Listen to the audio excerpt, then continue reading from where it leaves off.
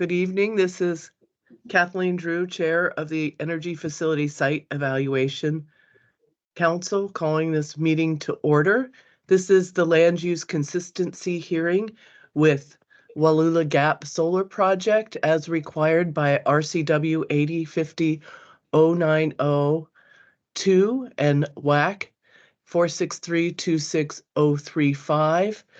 We are holding this hearing where the public will be given an opportunity to provide testimony regarding the proposed project's consistency and compliance with land use plans and zoning ordinances.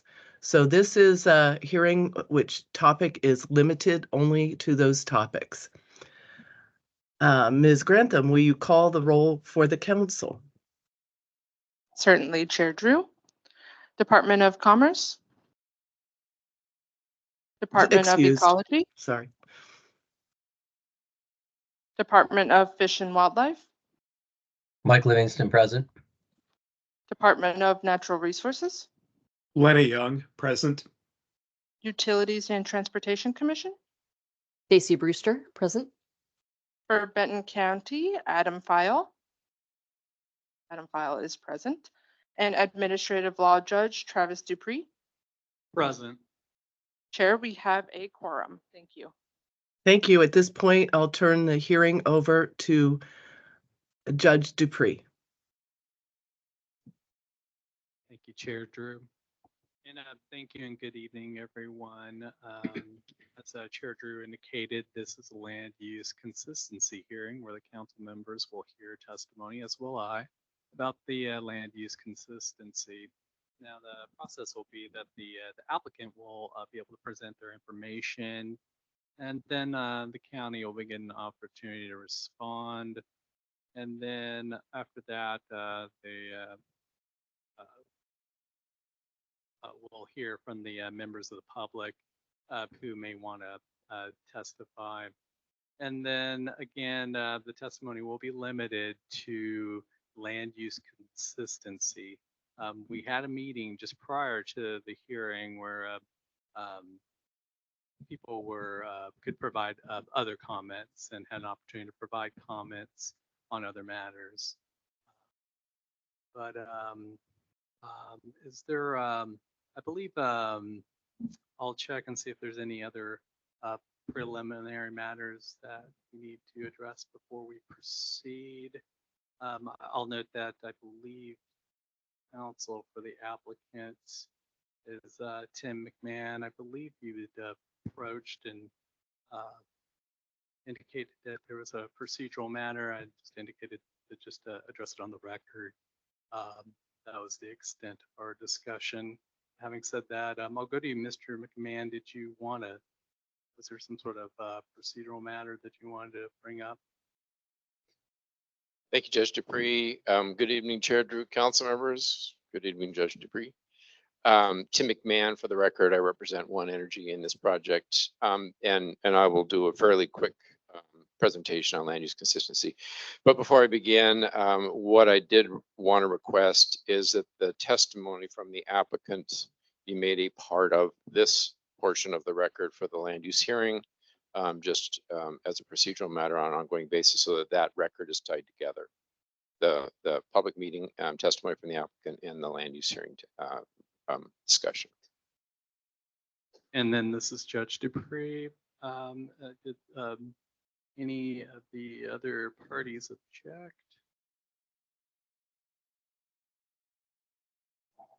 And then do any of the council members object?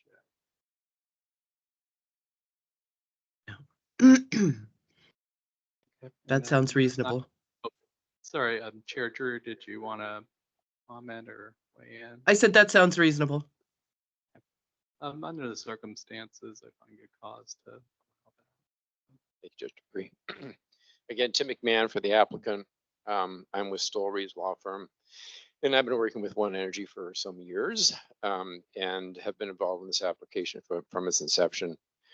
Just as an introductory comment, as some of you know who are veterans in this process, this part of the project this part of the process involves a land use consistency hearing, and there will also be a land use adjudication at a later time in the process, given the nature of this particular application. So tonight we're focusing on the land use consistency hearing only, and it is a little bit different from what we expect in an adjudication in the coming months. So just as a kind of piece of background. So I have a presentation that is fairly short, really broken into 3 separate sections. The first, I want to talk about the current status of the land use code in Benton County. And as the Siting Council knows, in December of 2021, by ordinance number 2021-004, the Benton County Board of County Commissioners repealed a local code that allowed for the permitting of large solar facilities in Benton County through a conditional use permit process. And that was for areas that were in agricultural zoning. And I know that the county's here and they can, correct how I characterize the zoning districts, GMAAD, I think it is. But I'm sure Ms. Cook will set me straight on the record.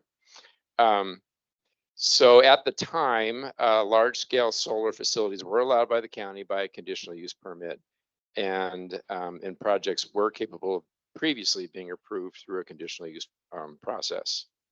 We concur, we understand, the applicant understands that the proposed solar project is not consistent with a zoning code that is now abolished, to state the obvious. So we stipulate and understand that, at least from that standpoint, in terms of the county zoning regulation, this project is not consistent with land use. But the inquiry doesn't stop there. With a local determination that major solar facilities are not supported by the Board of Commissioners, the evidence needed for this hearing is limited this evening, which is why I asked that One Energy's testimony be incorporated into this record so that we have some evidentiary foundation. So second part that I want to talk about is how FSEC proceedings differ somewhat from the considerations at the county level and county permitting. FSEC proceedings differ from local land use considerations. FSEC also considers the policy foundations, state and local, of the zoning code and Washington law and policy. Hence, land use consistency concerns do not stop at a question of whether or not a local code is repealed or a local code allows a particular use. FSEC, as the council members who are here know, I don't know where to look at this room when I'm looking at a council member. I guess it's there. In any event, FSEC is informed by the local comprehensive plan, goals, and policies documented in the application, which we have submitted into the record. The ASC Land Use Review Chapter 2 has an extensive review and analysis of the local comprehensive plan provisions that are applicable to the project. So we request that as the council reviews the application for site certification, that the council's review be informed by the county's plans and policies, coupled by the broader statewide interests, including climate change policies. We ask that that consideration be seriously considered by the council as the council proceeds in reviewing the application. We request careful consideration of the site characteristics described by Nathan, by the applicant, showing that this site is really quite ideal for solar development purposes, including some creative ideas on how to perpetuate agricultural use on this site. Third and finally, we acknowledge the main event here. The main event in the land use consistency review will occur in the land use adjudication later in this process. And at that time, the council members will hear testimony then about land use consistency within the adjudication framework, which is essentially a trial. So consideration of the repealed provisions of the county code, including the conditional use permit criteria, can help to inform the review. The comprehensive plan provisions can inform this review. The conditions imposed by other projects also provide guideposts for the council as they consider this application. Finally, and of great importance in my view to the adjudication some months from now, RCW 80.50.110 and Washington Administrative Code, or WAC 463-28-070 will direct FSEC to include conditions that will consider state and local interests as part of the decision making. That's all I have this evening. Not terribly exciting because, as I say, we're not arguing about whether or not a zoning code exists or doesn't exist. So unless there are questions, I am done with this presentation. Thank you, Judge. Thank you. Then I believe, let me allow, let me allow somebody from, I believe my understanding is that Michelle Mercer is present on behalf of Benton County. Go ahead. Did you want to respond? Yes, the county has a statement they'd like to make. Good evening, my name is Michelle Mercer. I'm with the Benton County Planning Division. I'd like to take a few minutes to speak about the proposed Wallula Gap Solar Project's inconsistency and lack of compliance with the Benton County Land Use Plan, Zoning Ordinance, and the Washington State Growth Management Act. The county's comprehensive plan and zoning ordinance are shaped by the directives of the state's Growth Management Act, which mandates counties to designate and protect agricultural lands of long-term commercial significance by prohibiting the inappropriate conversion of agricultural resource lands and ensuring development within these areas are compatible. RCW 3670A 177 addresses non-agricultural uses and activities that can be allowed on designated agricultural resource lands. The provision allows non-agricultural accessory uses subject to several restrictions, including that the uses must be located in areas already developed with buildings. The uses cannot convert more than 1 acre of land to non-agricultural use, and that the use must be consistent with the size, scale, and intensity of existing agricultural uses of the property. This application fails to meet any of these criteria as laid out by the state. The project area is designated by the county's comprehensive plan as GMA agriculture and proposes to convert 392 acres of agricultural land to an industrial use, which would result in the direct violation of the Growth Management Act and the Benton County Comprehensive Plan, as both mandate protection and prevention of the loss of agricultural lands of long-term commercial significance.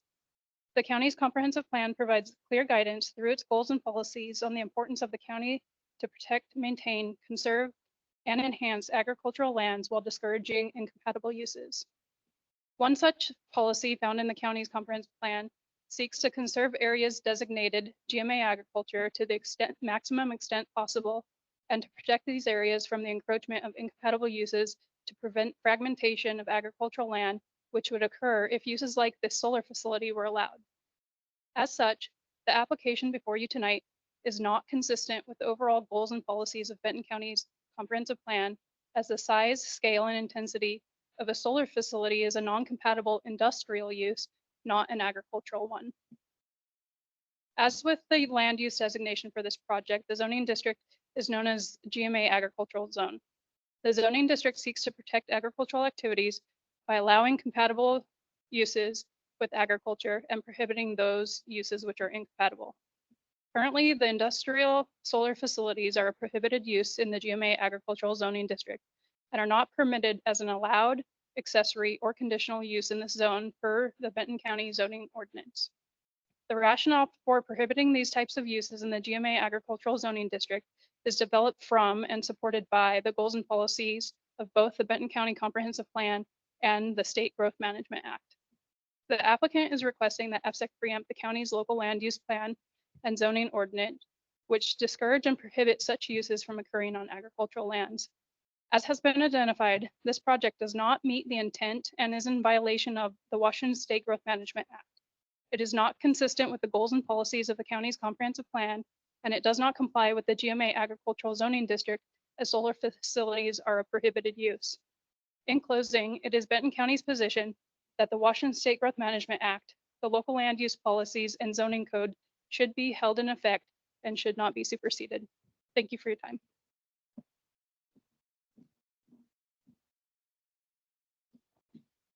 Okay, and then next, I'm going to turn to the council members. Did the council members have any questions for the applicant? And I'm not hearing any raised hands. So next, we'll go next to if anyone else wants to testify this evening, strictly on the land use consistency, now is your opportunity to make a comment or on testimony.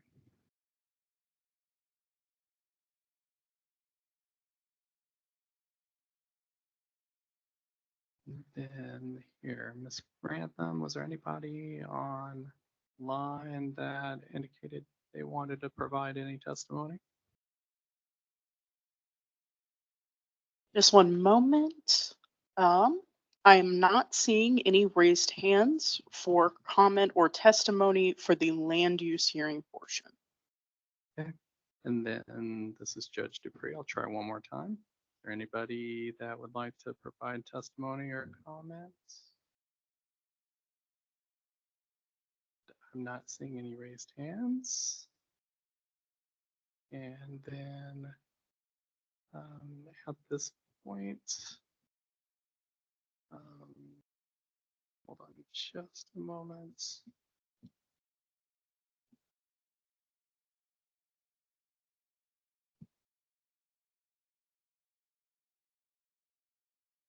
Right. Well, then I believe now the process now is just to conclude the hearing. Was there anything else, Chair Drew, before I wrap up or conclude tonight? No, I don't believe so. Okay, thank you. All right, well, I want to thank everybody for your participation tonight and your presentations. We will conclude the hearing at this time. I hope that all of our participants and observers have a good rest of your evening, and also please stay safe out there. And then the time's now 6:48 p.m. and we stand adjourned. Thank you. Thank you. Meeting is adjourned.